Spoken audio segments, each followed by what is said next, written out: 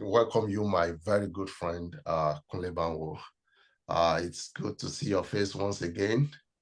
It's nice seeing you on this platform.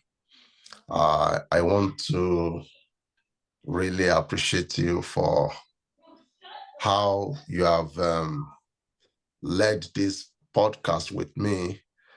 This is our third podcast, if I'm not mistaken.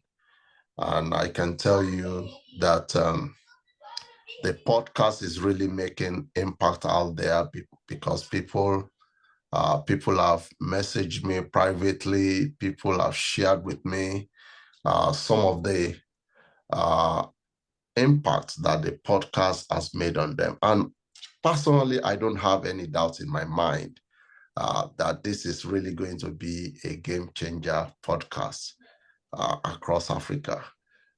Just like we've always shared on this platform, we're not competing with anybody.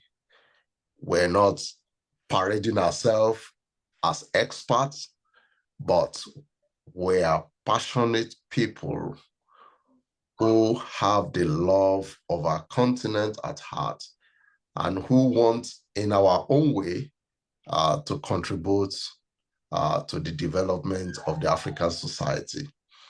And I haven't seen some nations, because we have them right. Even in our contemporary time, we have seen nations like South Korea. We have seen nations like Singapore. We have seen nations like United Arab Emirates. We have seen nations like Qatar. We have seen nations like China. In a space of 2, 3 decades, we have seen that transformation is actually possible. It is absolutely possible. And this is what is giving me the confidence that if we get it right at this point in time, the much desired transformation that we want in Africa can definitely be possible. Now, before we go into what we have today, I just want to give our viewers some amazing news that we have from our hand at the School of Transformational Leadership. By the grace of God, by June 1, 2025, we are going to have our first public session. We've been doing some underground broadcasts, having people to participate underground, but now we want to make it public. And then the School of Transformational Leadership is going to be going public from June 1, and is going to run for about 6 weeks. And it is 100% online classes.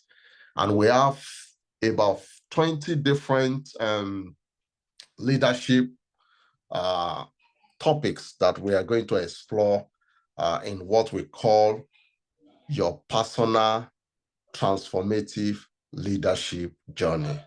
Because we believe at School of Transformational Leadership that if you want to transform your society, the transformation has to begin with you. And that is why our online School of Transformational Leadership course is very, very essential. It's about you. It's not about what is happening around you. It is very easy to be lost in the noise of what is happening around you. So at that School of Transformational Leadership session, we want to focus more on you and really deal with the issues that concerns you. Then after we've been able to do that, then we can then see how you can then translate that into the public square. And it's really going to be exciting. Although we've cost the entire program, for those who are going to be joining from Africa, it is maybe $24.99 for registration and $199.99 for the tuition fee. For those who are going to join from outside Africa, it is going to be $29.99 for registration and $199.99 for the tuition fee. But here is the good news. We know that this is something we want to put in the hand of people. And of course, we need the money to be able to do the administrative aspect of trying to provide the service and the knowledge to people, because we will need to support some of our staff. They will need to be paid. They will need to be able to do a lot of things for us. And then the platform we are going to be using, we are going to need to be servicing the platform. So because of that, we have to factor in that cost into what we are doing. But here is the amazing news. As much as it is possible for us at School of Transformational Leadership, we want to try as much as possible to make the school accessible to everyone. And so for those who are going to register for the June 1 to July 16 class, for the first 20 people that registers, it is going to be 100% tuition scholarship. There is going to be a coupon. The information will be out before the end of the coming week. And you're going to see a coupon that you can apply. Once you apply the coupon code, you'll be able to get your access to scholarship. And this is where it is even more interesting. We're looking for people who believes that one of the greatest challenge in Africa is leadership problem. And for those people who believe that resolving the leadership problem in Africa is one of the ways we can begin to move the continent forward, we want to passionately ask for their support to please sponsor at least one person. You can decide to sponsor 10 people, sponsor 30 people. You can decide to even sponsor your own organization. What is important to us is for people to lay down their personal resources to provide scholarship for people so that as many people as possible can have access to this amazing course. That is our plan, and we believe it is possible. And we want to encourage our viewers to please support us in this mission. Now, to go to the subject that we have today, we want to talk about servant leadership. I know in Africa, this is a subject that is not very popular. It's not, that is not the kind of leadership that people are used to. Servant leadership. Who wants to be a servant? Everybody wants to be the boss. Everybody wants to be the main man. Everybody wants to be like like they normally say in the ministry circle. Everybody wants to be the set man. Yeah. Nobody really wants to stoop down and serve. But Kunle, you and I know that servant leadership, which I would gladly refer to as service leadership, is the true heart of leadership. Indeed. I just want you to shed more light on why you think that servant leadership or service leadership is the true heart of leadership. Well, thank you, my friend Shagun. It's always a privilege to be with you. I mean, if there's someone I would want to do this with, it has to be you, because we have come a long way. Our Yeah. journey has interwoven in so many ways Yeah. uh, that we have to say it's by the grace of God that we've arrived to this point. Yeah. So it's an act of providence that we are on a platform like this, um, helping to give some input to leadership development, particularly within our own context, our continent, and our very dear nation. Well, to your question, so and of course, as our practices, we're going to really have a dialogue about this. I know you have a whole lot of insight on this subject as well. So Yeah. let me give perspective. Um, and I want to welcome our viewers again. Thanks for joining us. Let me start by saying that I think you hit the nail on the head. And the answer is in the very question itself. What is the true heart of leadership? Or how do we define servant leadership or serving leader? Well, the answer is right there. It's service. And I want to propose that whenever we come across anyone at all that we want to receive some input from, there are at least three questions. There mm, are more, but there are three questions we want to ask. mm, The first one is, do you value me? mm, mm, Because we know that there are many people in positions of leadership that do not value the people who follow them mm, or the people they've been sent to help. mm. So, do you value me? If I want to make it a little more dramatic, I would say, do you love me? But let's leave love aside because that can be interpreted in so many ways. But do you really value me? Am I worth anything in your eyes? And why is this question important? It is possible for me to come as a leader and then think, oh, wait a minute. If I give this person a bag of rice, I can sway that person to my side. So it means that all the value of you have of me, your estimation of me is only a bag of rice. Mm, So that's why that question is important. Do you value me? The second question is related, and it is this: can you help me? mm, Because if you value me, helping me to get to where I need to be will be a natural consequence. And the third question is, can I depend on you? mm. Or are you just using me to get to an end and then you discard me? Now, you can see that all of these three questions, amongst others, stem from the heart of service. If you truly want to serve, and that service will be something that we can benefit from, the question of value, the question of giving the right kind of help, and trust must all dot out of that word service. Mm, So that is my observation as a starting point. mm. And I know you have a lot of insight in this, so it would be nice to now hear from you, Shego. In your own view, maybe the way I would ask about this is, yeah, and I think you already mentioned that. Why is it that servant leadership is strange, particularly in that context? You started to talk about it, but I would like that to shed a little more light on it, Mm. if you would like to.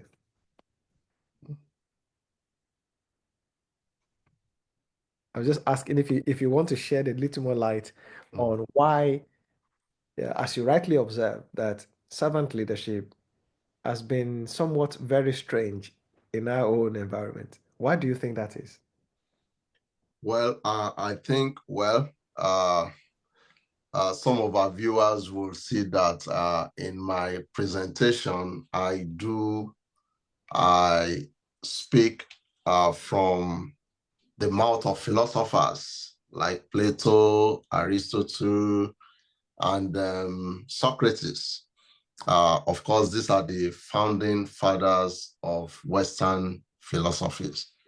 And the reason why I love to talk about these amazing philosophers is because these are people that lived in an age where when you should think that nobody should actually be bothering himself about a lot of things.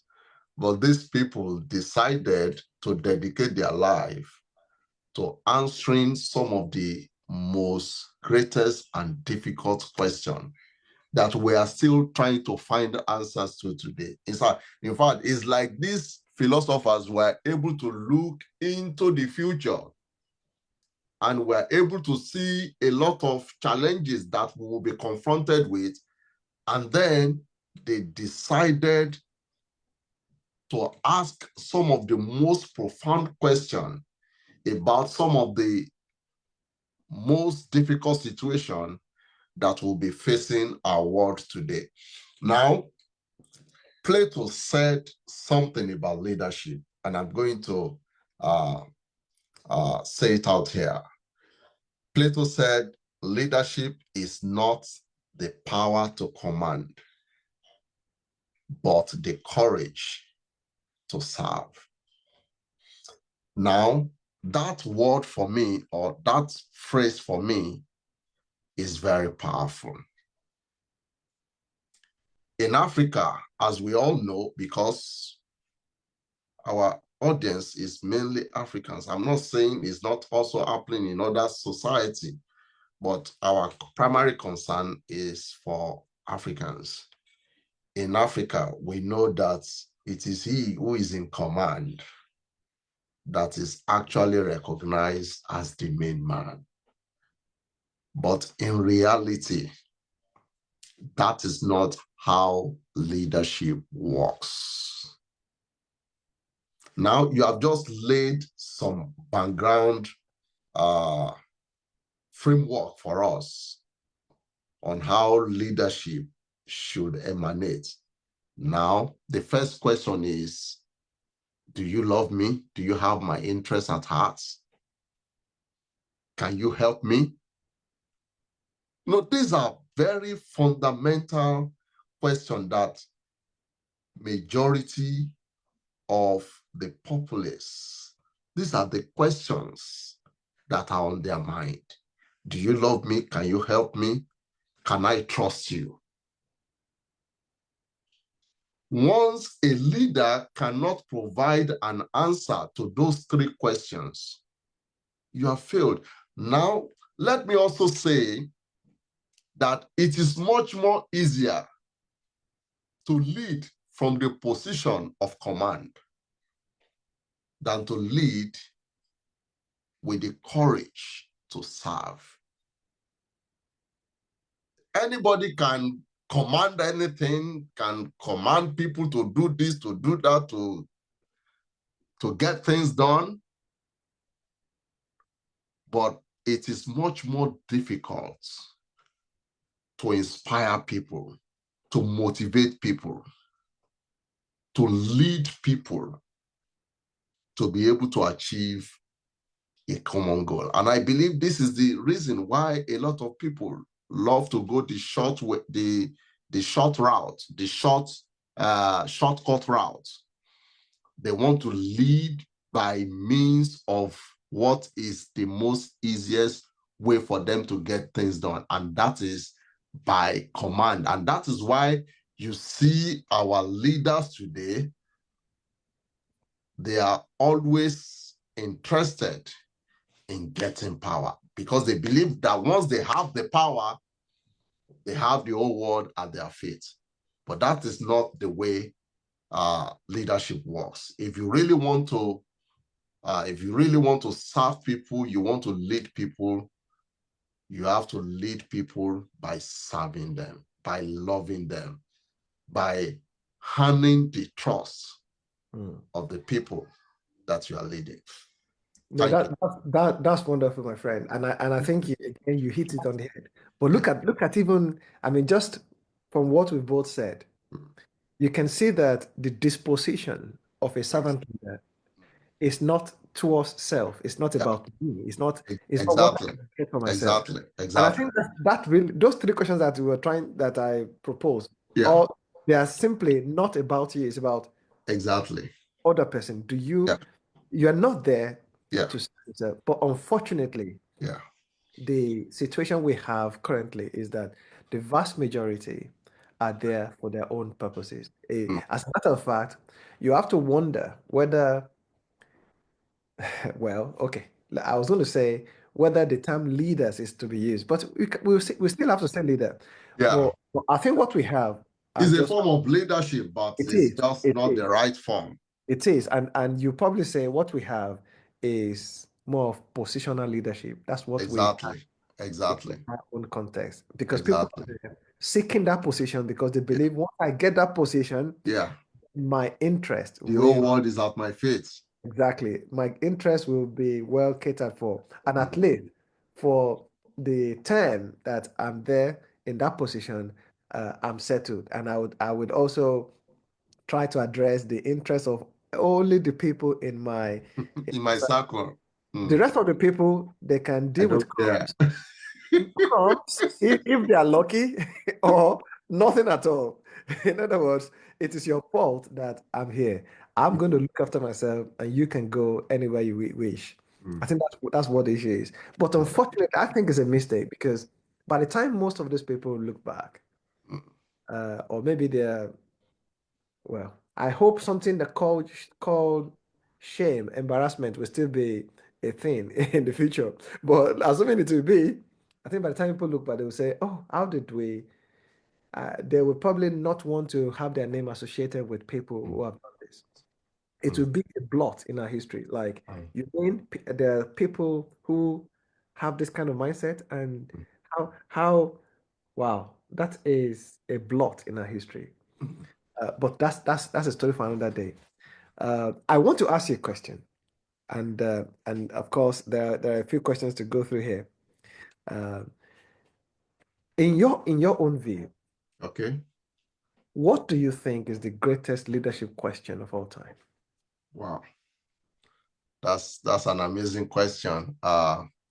Now, in answering that question, uh, well, there is no doubt about it. You are a faith person. I'm also a faith person. And in our own right, we've been privileged to lead congregation at the Church of God. And that is where we also try to demonstrate our leadership. And as much as possible, I try to do it to the best of my knowledge.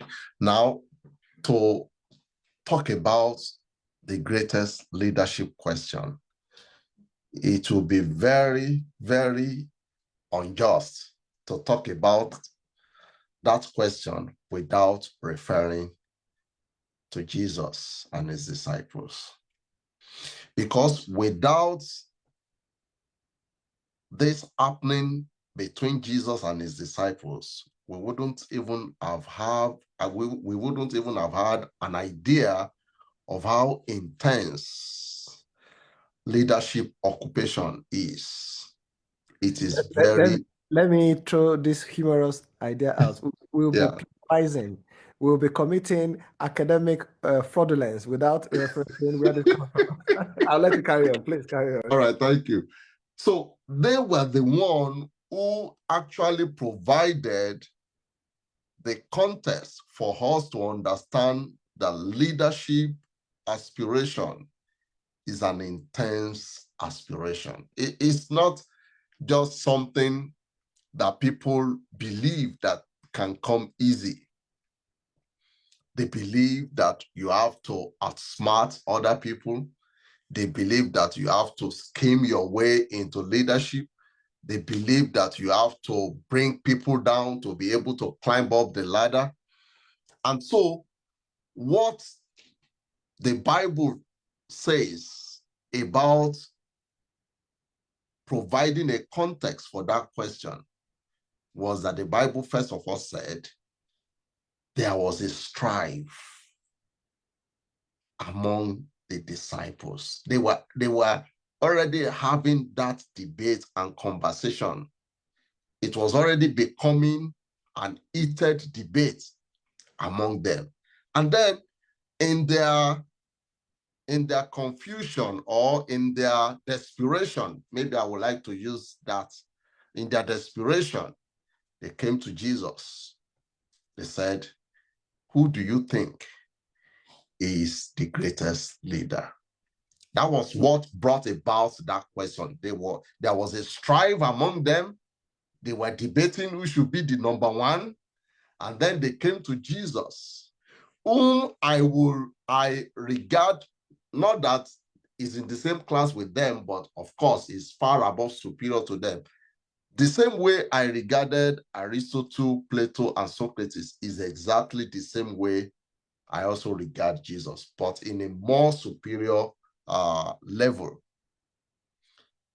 Jesus Christ looked at them and said, "No, that is not the way it works. Leadership or leaders are not designed or are not designed to be benefactors. But in our society today, that is what an average leader wants to be. They want to be your benefactor. They want to be your godfather. They want to be the one that calls the shots in the society. But for Jesus, that is not the way it works. Leaders are not designed to be benefactors, but leaders are designed to be service provider. So the greatest leadership question is about who is able to serve more. It's not about the person that is calling the shots. It's not about the person that has the most authority. It's not about the person that wears the most amazing power, but it is about the man who is able to stoop more and serve. That is where the context of the question, who is the greatest leader, the greatest leadership question of all time, comes from. It is not a question that can be answered by who has more power. It's about who has more ability to provide service for those who are in need of the service. So it's a question about power against service.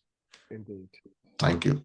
So No, maybe you will also want to provide more well, yes. I mean, more I'll just say one or context. two. I'll Yeah, just say one or two about that one. And you're right, because we cannot talk about leadership without the greatest leader of all time, who yeah, is Jesus. yeah, I do not see Jesus as a religious leader, by the way. yeah, I see him exactly. as the greatest leader, period. You know, Jesus never joined any religious group. No, no.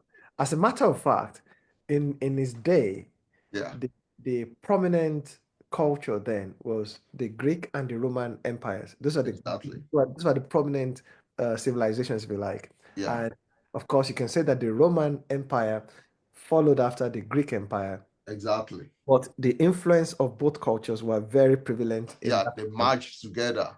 more or less. So you then see how that from what the society of that time knew, they saw how these people came in their pomp. Yeah. When when the centurion comes in, when the governor comes in, when the emperor comes in, you know someone Mm, is in town. You see the mm, pomp, you see the power, you see mm, the influence. So that was very reinforced in their psyche that mm, this is what a leader is. And there was no question. Everyone else knows where they belong in society. And very much to a great extent, that's what we still practice up until now. That mm, influence is what pervades in our society. mm, But it's not even just those people. mm, Even in our contemporary times, I remember a previous event when a king rolls into town, you know that somebody has come. mm. All the attention goes in one direction. This Yeah. is the apex leader. Don't bother to even challenge. Mm, So that thing is very much in our psyche mm, because we believe that there is one amongst us that is mm, assigned and designed to mm, lead us. The rest mm.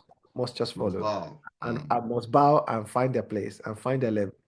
Well, but Jesus was now challenging that thought. He was saying, well, you are asking the question about who is the greatest, mm. but but you are speaking from a school of thought. Said it shall not be so It shall among. not be so among you. Yeah. He was saying in the context of how God organizes his own society, that is in the Yeah. kingdom of God, how Yeah. God organizes his own government Yeah. is not how it works. He was That's saying, not the way it ah, works. exactly. He was saying the greatest must be the one that serves the most. You Yeah. see, in our culture, which is, as you know, in African society, Mm, if somebody is the last born, mm. that last born is gonna be more like the errand boy for the rest of for the siblings, other siblings. That is how our society is organized. Uh, Yeah. maybe it's changing a bit now, but that's how we've known. Well, that reminded me when I was much younger, and I have a lot of my uncles and aunties who lived among us. I was always the Arab boy. You are the one to fetch water. You are the one to bring a cup of water, I'm sorry, to drink. You are the one to pack the plate when everybody has eaten. So because it's the last in Yeah, the family is seen more like someone to be used, yeah, essentially. And then also in that culture, you have, but since you had a lot of prominent people who had power and influence, so mm, most people were attached themselves to them, like be my godfather, be my mm, patron. So they mm, were always seeking patronage. So as part of that thing, they will give like tokens, gift, mm, something to service that relationship, that take something to the boss so that you can be in his good in his to maintain your loyalty, and you can be in his good favor. But Jesus was saying, I know that is what happens in society. So Jesus was not oblivious mm, to what was happening with them. He said, mm, it shall not be so amongst you. mm, Let him that will be the greatest amongst you mm, be as the servant, mm, as the one that serves the most. So he said, mm, because even I mm, am in your midst mm, as one who serves. But I know that some of our people in our audience may be asking, well, what you're saying is true. We agree. But if you try to be a servant, nobody's going to take you seriously. How do you think we should address this?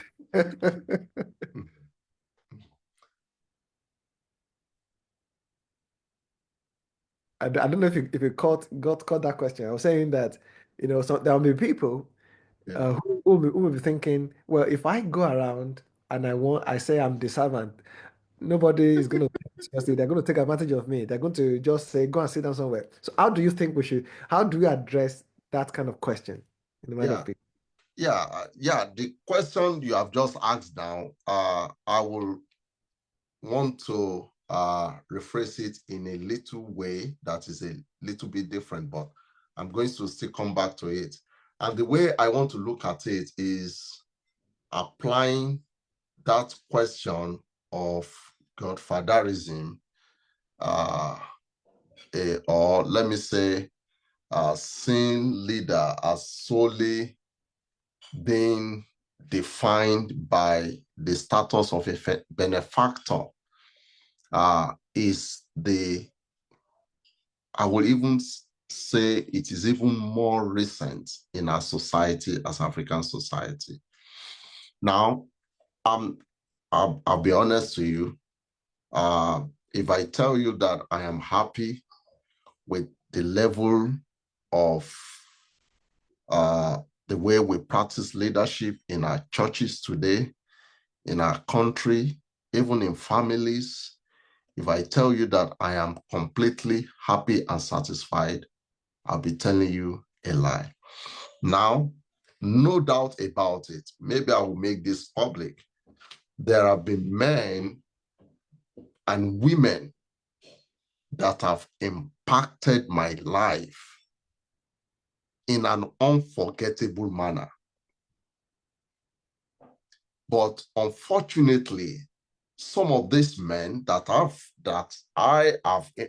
impacted my life, that I still love, I still deeply love them, and I still listen to what they have to say. The way some people are taking these people in recent time, it really calls for a lot of caution and a lot of uh, we need to reassess the way we look at these people so that we don't do injustice to them and also do injustice to ourselves and to the society. Now, if you want to talk of people that have impacted me personally, you want to talk of Bishop David Oyedepo, Pastor Adeboye, Bishop Abioye, you want to talk about Kenneth E. Agin, E.W. Kenyon, John C. Maswell, Dr. Miles Moreau, Mike Murdoch. These are men that have impacted me. And I know, likewise you, because we spent most of our life together as young adults. These are men that have impacted me. But I must say to you, Kunle, that the way these men of God, some of these men of God are regarded today, I'm saying the way people are doing it is not in the best interest of anybody, not in the interest of those fathers, and certainly not in the interest of those who are parading them in such manner. These are men that have impacted their world in their own little way. But then, just like you rightly said, how do we how do we correlate leadership as just being somebody who always have to be a kind of father figure, or a godfather to somebody who wants to serve? Now, the model Jesus provided for us is that a leader is not he who is commanding the shots.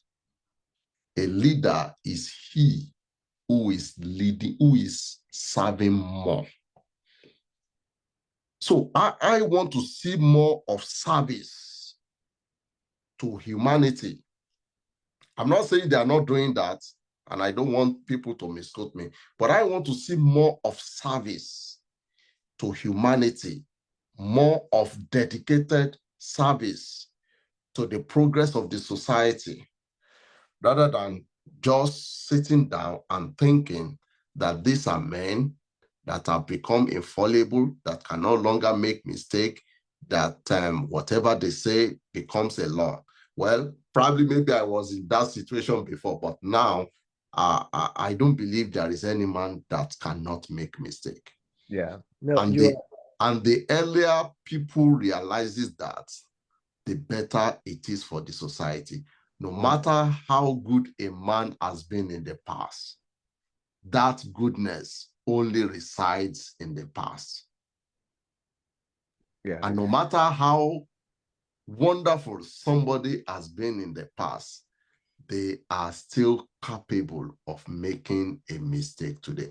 And I think that should humble every one of us and make us to continue to strive to become a leader that serves. When you have that mindset of a leader that serves, nothing will get into your head. You will never, never, ever think that you have arrived for once. Your mindset will always be, what else can I do to impact the people around me the more?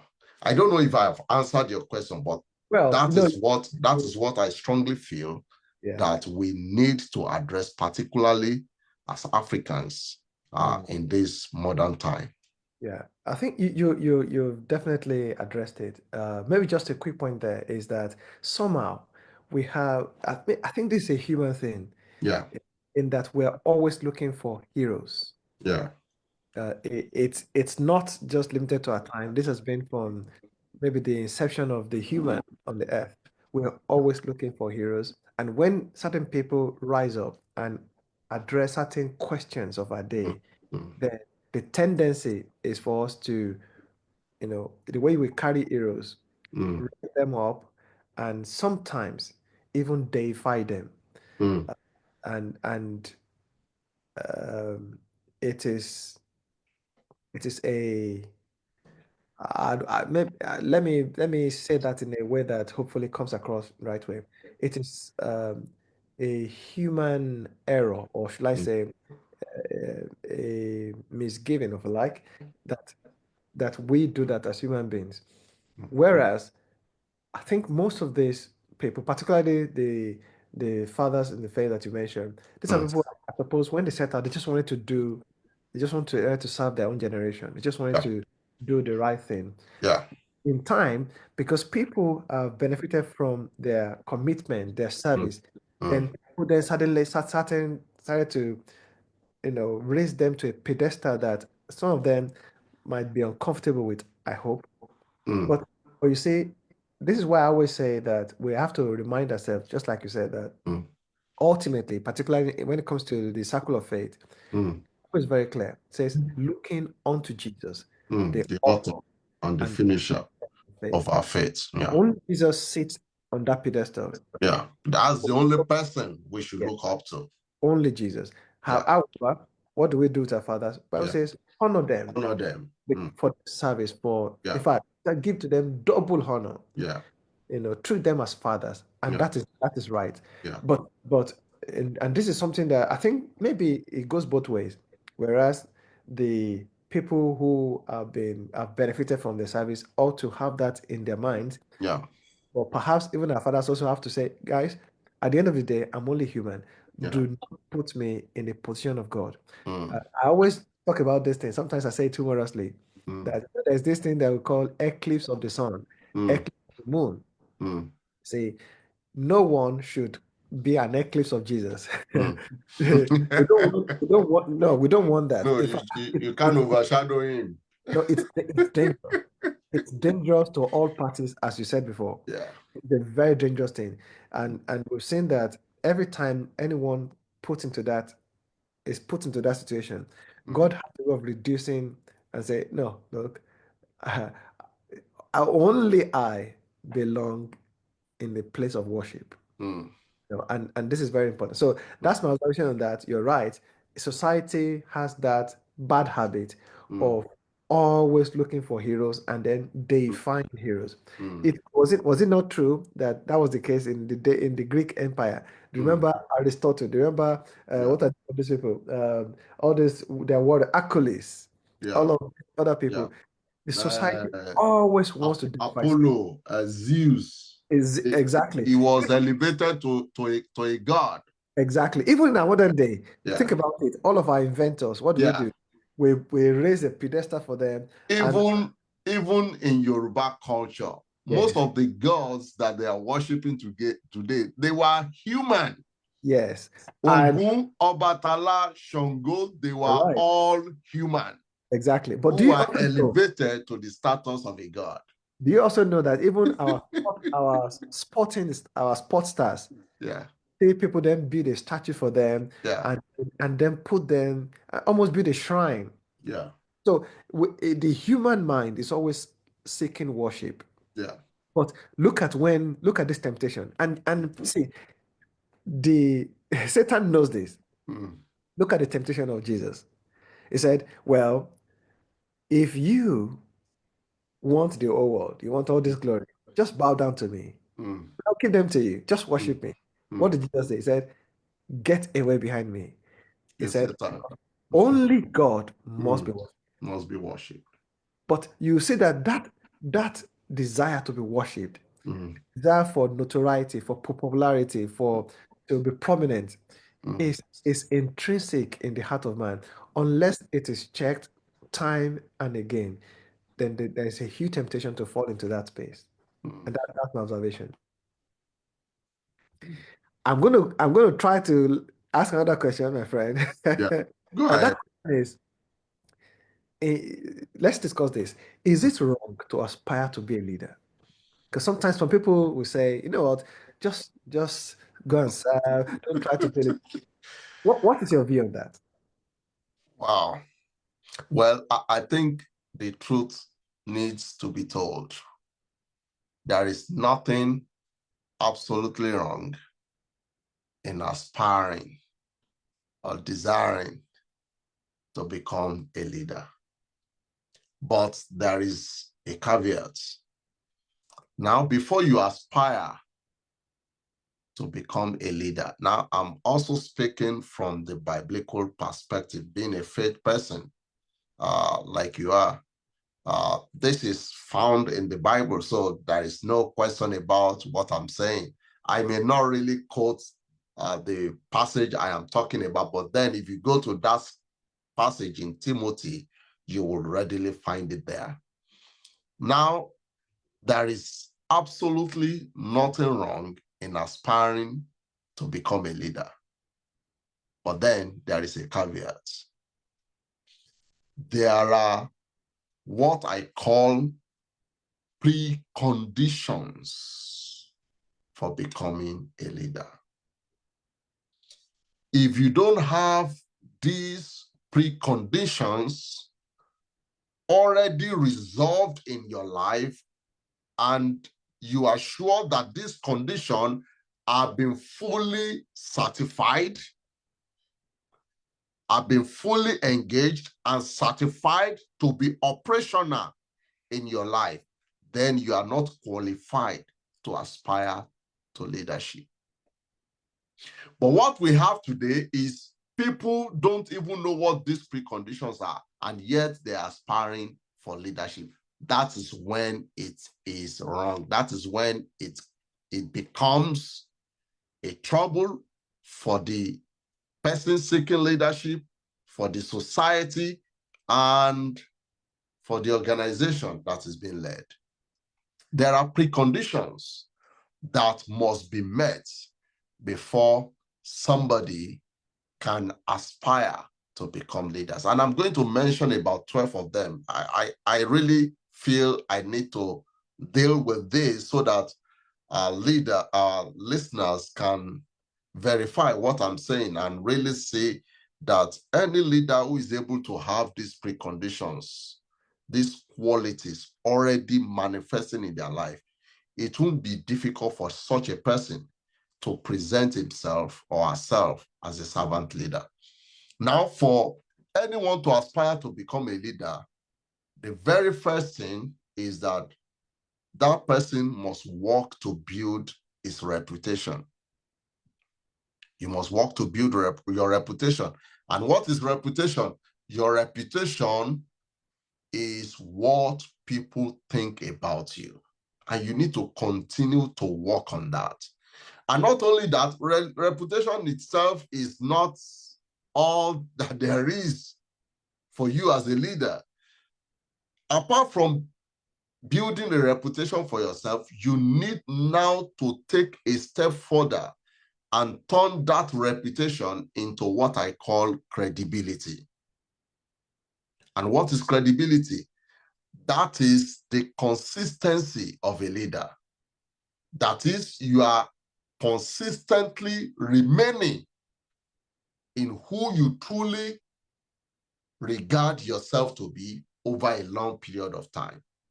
You have to hand that reputation from people, and you have to build that credibility to continue to enjoy the support of the people. Just like you said at the beginning, if you want people to follow you as a leader, they want to know if they can trust you. That is the reputation and the credibility of a leader. They want to know if you can help them. And of course, they want to know if, what is the third one now? Do you value me? Do you value me? They want to know if you can value them. So the third question is really hammering on the people believing that they can trust you as a leader. That is where your credibility and reputation lies. Then number two, you have to demonstrate that you have the potential if you have not yet married, but if you are married, you have to demonstrate that you are a responsible father, a responsible mother, a responsible husband, and a responsible wife. You have to be able to demonstrate those abilities. Even if you are not yet one, you have to show that you have that potential to become one. Then number three, you have to consistently maintain a good behavior. You are not unruly. You are not only acting good when people are seeing you. Even when people are not there with you in the closet, you are still maintaining that same level of integrity, even without people around you saying that you are doing the right thing. Then number four, you have to be hospitable. You have to be able to be somebody who loves to help people. And of course, that is what a servant leader does. It's all about helping people. The question you raise, can you help me? You have to be hospitable. You have to pay attention to people who cannot provide for their needs. You have to be eyes to the blind. You have to be legs to the lame. You have to be lovers of widows. You have to be able to cater for the poor. You have to be able to provide justice to those who have their back against the wall. Then number 5, you have to demonstrate that you are knowledgeable. You have so much insight that you are not a novice in what you have been called to do. There are some leaders, after becoming a leader, that is when you suddenly realize they don't even understand what they are supposed to be doing as a leader. That is not what a leader should be. A leader should be knowledgeable and must not be a novice. You must understand what is the responsibility and the commitment of a leader. Number 6, he must not be a lover of wine. Not just that, the Bible also specifically says that he must not be given to drunkenness, which means anything, any substance that has the ability to alter your state of consciousness is not something you should engage yourself into as a leader. And you can see that these are the things that a lot of people don't pay attention to, and yet they want to become a leader.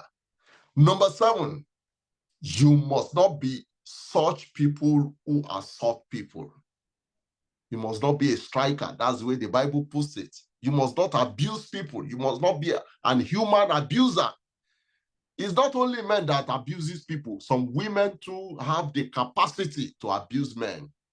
But if you want to be a leader, you must not be an abuser. You must not assault people physically.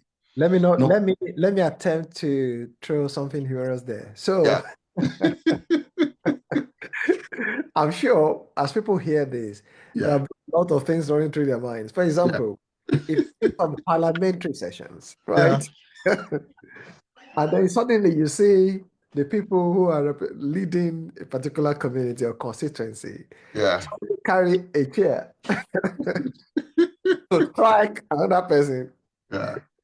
Something that even secondary school people will hardly ever do. Yeah. You have to wonder what's going on here. Yeah. Anyway, I just wanted to call that position for people to just because obviously when you say you're choosing a leader, Yeah. I even wonder. Now, I will let you continue in a minute. So when people have observed that the people they chose into leadership, Mm. all of this, they do everything contrary to what you said, Mm. and they continue to put them into positions of leadership. Who do you blame? Is it Everybody the have their own leader? portion of the Is it the blame. leader or the people who continue to put them there? Everybody have their own share of the blame. The leader, the people who put them there, everybody have a portion to share in the blame. Sorry, I broke your thought. Please carry on. Yeah, The rest of it. no problem. Of course, that is true. We see that every day in the parliament, in the Senate, in the House of Representatives. Whenever there is a very hot debate in the House, you see them throwing chairs, trying to use one means or the other to overpower themselves. And these are people we Just so call. that our African brothers can feel a little comfort. This does not only happen in Africa. I've seen some other parliaments Of across the world. course, yeah, And you and wonder, I think in Ukraine, I've seen something similar happening see, like that in Ukraine. people Even in throwing shade. Britain, I've seen something like that. So there you Yeah. go. So I've seen it happen in Ghana. It has happened in Nigeria. I have seen it happen in Ukraine, in some of these Western countries too. It happens everywhere. So it's a human nature, not just peculiar to Africans. It happens everywhere.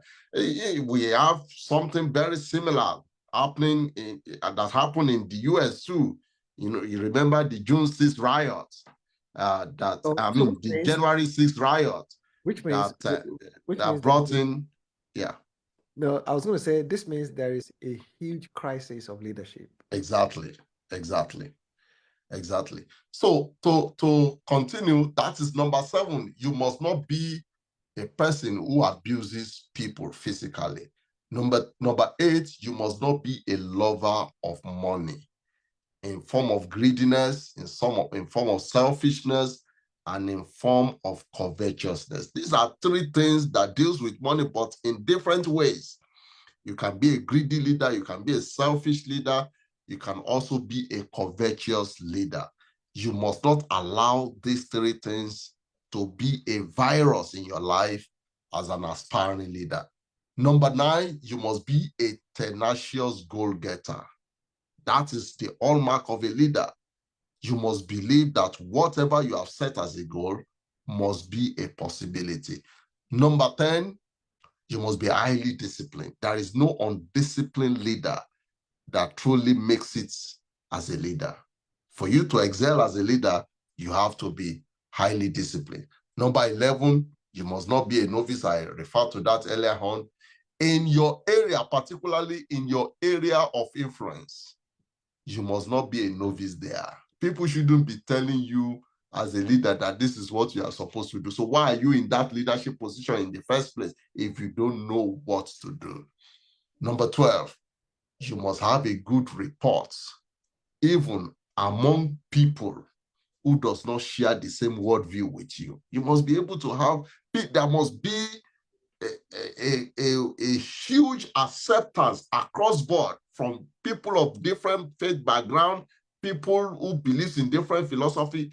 There must be some kind of respect that they have for you as a leader. So I want to stop at that. And I want you to share with me what you think, whether you think it is wrong to aspire to be a leader or it is right. No, you are spot on all of those points, and you rightly enumerated them.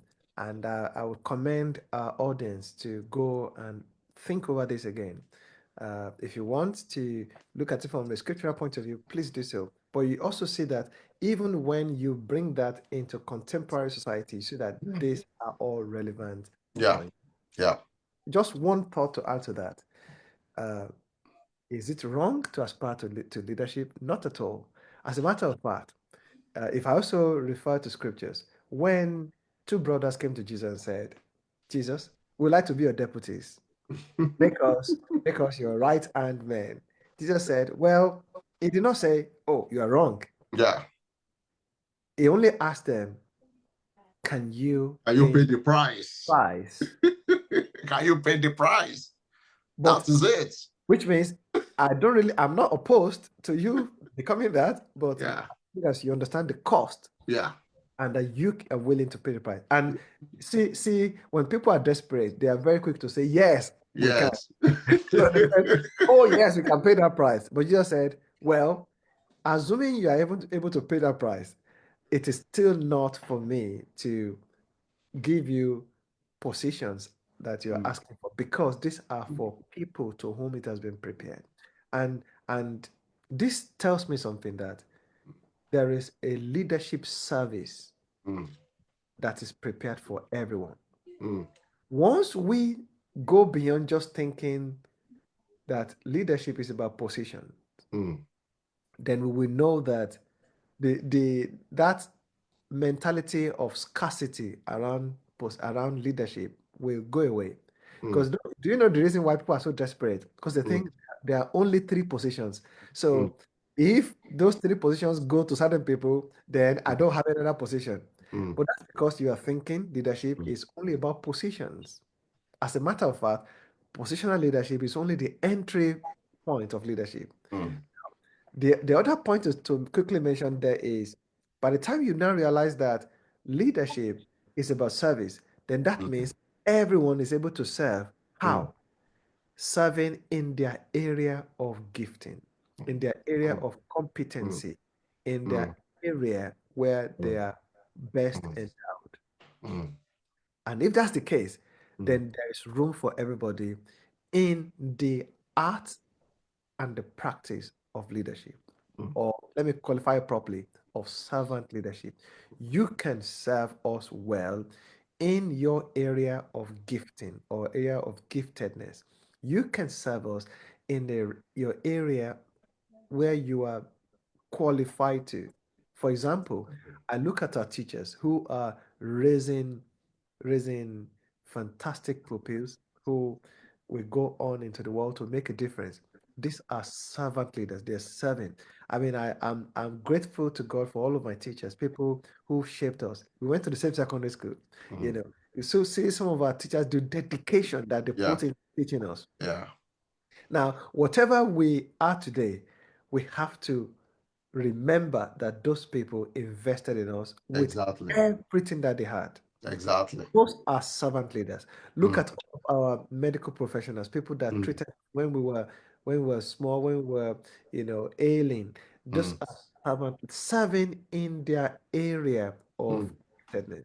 So, is it wrong to aspire to leadership? Well, you to answer that question, it is absolutely not wrong because everyone can serve, Yeah, not only in positions of authority or mm. power, in their Area of influence. positions of giftedness, in their Mm, areas of influence. mm. Yeah, maybe we should just take this one more question. This is uh,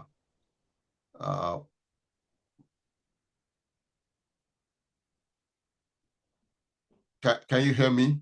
Yeah, I can hear you. Yes, let's. Okay. This let's just take one more question, and then I don't really want us to rush over this topic because we still have There is a lot next of month. We still have next month, May, to also delve into part two of servant leadership.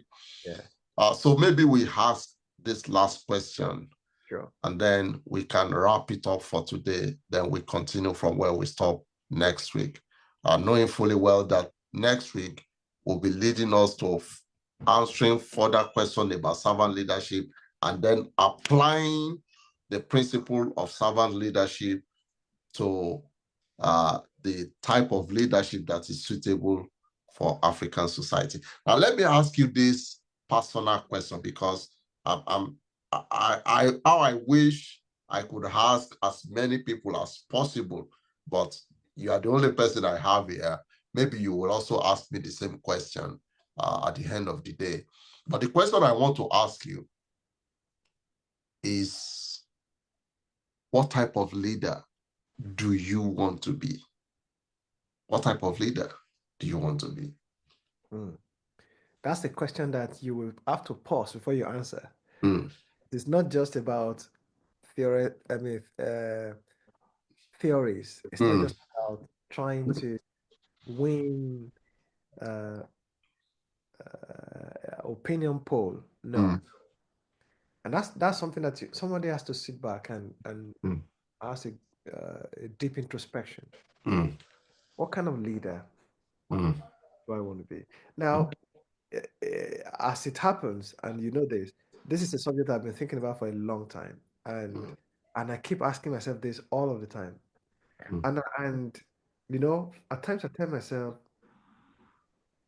I want to be true. I do not want to be a pretentious leader. mm, I mm, I don't want to say what I don't really mean. mm, I don't want.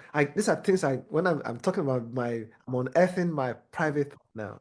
mm, And when I feel like I've failed in an area of in mm, my area of integrity, mm, I want to sit myself down, say, sit down mm, and address the issues of concern because it is uh, you mentioned credibility, you mm, mentioned reputation, but I like to use the word integrity. mm, Integrity where it is most important in leadership, where mm, you are one in the public, mm, one behind the scene. mm, mm, So, if I'm to answer that question, obviously that my answer will take will take me in many directions, but I can simplify it. mm, Whereas I seek to serve in my area of giftedness, mm, but I seek above all mm, to do it with integrity. In mm, fact, let me be honest with you, Shagun. I would rather not preach for 3 months, 6 months, Mm, if I don't really believe what I'm saying. If what mm. I'm saying, That's absolutely true. what I'm living.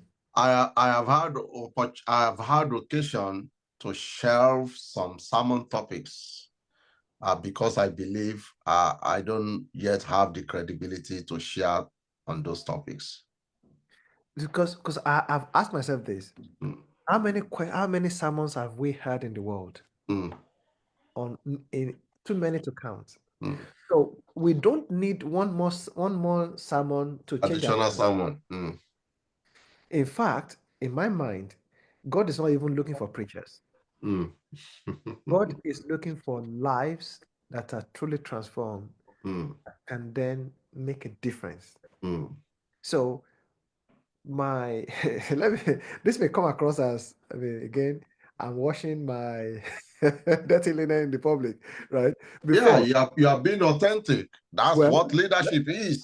I'll put it this way, in the past, like years ago, at the beginning of the year, I would say, God, I want 10 speaking opportunities. I want to, well, I don't do that anymore. Yeah. Rather be in obscurity and not be called to speak anywhere. Mm, My life cannot make that speech. mm, But I'd rather not speak and mm, let my life speak than mm, for me to speak and my life mm, is a contradiction. mm, In other words, I seek to be true, honestly. mm, mm, And because in everyone's heart, you know who you really are. mm, And that is who I want to be. mm, I'm not there yet. I'm mm, working my way into it, but mm, that is really, really, I want to say one word that mm, makes a difference mm, than 10,000 words that mm, is just nice, just high sounding, nice mm, sounding, mm. and Mere has rhetorics. and has no value to Mm, transform hearts. mm, mm, mm, That's where I want to be. mm. That's what I want to be. Thank you very much. That's amazing. Mm. I don't know. I know you also think about these things deeply. Yeah, I do. Well, if you will ask me the same question, I I would love to hear your perspective. yeah, I would say uh, because of the way life has dealt with me, particularly about 20 years ago, I had a very major life crisis and challenge that really turned everything around about me. It's that experience totally transformed who I have become today. Now, if you will ask me what type of leader do I want to be, it may sound selfish, but I think it is more authentic. The kind of leader or the type of leader that I want to be is a leader that focuses more on myself than focusing on other people. Now, what do I mean by a leader who focuses on myself? I am a leader who focuses on myself in the sense that I am more interested in making me better than to be better than the next person beside me. I am not, anybody is free to Not make progress. That competition. is not my business. Yeah, it's not about competition. Yeah, it's not about competition. But my own assignment is Olusegun Solomon Oshineye. How can you become better than the man you were last year? That is my preoccupation. They use this term personal leadership. You Exactly. lead in yourself. Exactly. And that is what I try to do every day, leading me, leading me. I want to be able to lead myself in a way that I will be proud of. It is then I can say, I have the guts to want to lead other people. Truly speaking, it is more difficult to lead yourself It is than to lead very other people. And that is where my own focus is. I want to be able to lead myself to a point that I become confident about leading others. No, I think I'm pleased that you're of that disposition, and I'll be surprised. I will have been surprised if it was otherwise, because in reality, look, um, it is easy to pretend. It is easy Yeah, to do a PR campaign. yeah. It is easy to package yourself Mm, mm, into what you're not in the mm, public. Then mm, when you now go back home, you start to open your wound and start mm, to wash it. No, mm. we have enough of those already, Yeah. frankly. Mm, And if we're to make a difference, mm, it's that we must be people who have been helped, people who mm, have been transformed, mm, and we don't need to talk. mm, You see, it's not about, and I keep saying this, when you go to, when you see a big tree, one of those days, I mean, I don't know how old I was. I must have been, definitely I was a teenager. I was mm, to the farm with my grandmother, mm, and we got to this tree. My God, this was a big tree. I could not even see the top of it. mm, The base of it was so wide. I mm, don't know the English of that. Maybe it's an oak tree. Maybe it's, mm, I don't know what it's called. mm, But you cannot pass beside that tree and not know that you have passed before. I mm, mean, passed, gone past uh, a huge tree. The mm, tree speaks for itself. mm, The strength, the height, the mm, imposing. So, meaning then that if we have been truly helped, mm, we've become transformed human beings, mm, then the little word that come out of our mouth, if ever there's a word, the mm, little writing that comes mm, out will have life in it. mm, The mm, life, the power to make a difference, mm, to help people that we may never even meet. mm, I think that's more important than to parade and then go around and say I'm this, and then I do a lot of videos around and I'm mm, claiming this and I put a lot. mm, I use the power of media technology mm, to do a fanfare. That honestly, mm, we have enough of that already, mm, mm, and mm. that's where I stand. Thank you very much, Kunle, my very good friend. You know how much I love and appreciate you. You have been there for me for many years, We and have I been know there. We have been there for each other you will continue to be there for me. by the grace of Uh, God. I know if I'm sleeping and I open my eye to check who is there, you know, checking, watching my back. I know you're always there. God has been. And uh, I want to appreciate God and you for this amazing partnership. Thank you, my friend. Thank Thank you. you. Thank you very It's much. it's a huge privilege, and I said before, I said at the beginning, if I'm to do this with someone that I know, Yeah, I don't need to speak with you every day. I don't need to speak yeah, with you every month. I yeah, just know that when we pick up, we will yeah. just literally Exactly. continue from where we stop because Exactly. our hearts are true. Yeah, It's not even because we went to the same school or anything. It's yeah, because we are connected at yeah, the heart. yeah. And it's a privilege, and I thank God for you and for your family. So more grace to you, my friend. Thank you very much. So we Conversation. hope to continue next week, our viewers, on servant leadership. Have an amazing week or Thank weekend. God bless you. Thank you very much, Kunle. thank My you, my regards to your family. your family too. Bye-bye. Yeah, Bye. yeah.